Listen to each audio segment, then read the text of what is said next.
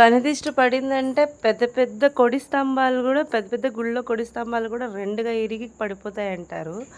కొడి స్తంభాలే ఇరిగిపోయేటప్పుడు మేమెంత ఒకే అపార్ట్‌మెంట్‌లో సిస్టర్స్ మాదిరిగున్న మేమందరం ఒక 6 ఫ్యామిలీస్ కూడా చాలా చక్కగా కలిసి చూసారా ఎంత సరదాగా నవ్వుకుంటూ ఉన్నామో, చాలా హ్యాపీగా ఉండేవాళ్ళమండి.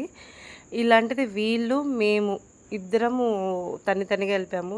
వీళ్ళింకా 3 అవర్స్ దూరంలో ఎళ్ళిపోయారు. నేనన్నా కొంచెం దగ్గర అపార్ట్‌మెంట్‌కి కొంచెం దగ్గరలో ఉన్నాను. చాలా హ్యాపీగా మాకు గూడా ప్రాబ్లమ్స్ వచ్చేటివి.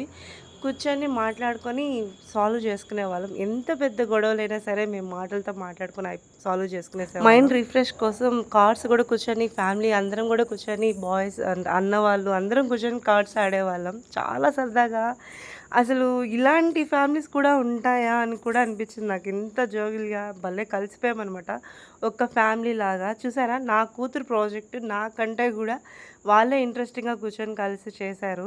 స్కూల్‌లో కూడా చాలా సూపర్‌గా ఉంది. అసలు పీకాక్ అంతా చక్కగా చేశారని కూడా అన్నారనమాట. కనుదిష్టి అంటే మరీ ఇంత ప్రభావం నేను అనుకోలేదు. ఒక ఫ్యామిలీలో నుంచి బయటొచ్చేసినట్టు అనిపించిందనమాట. చాలా బాధగా ఉన్నింది.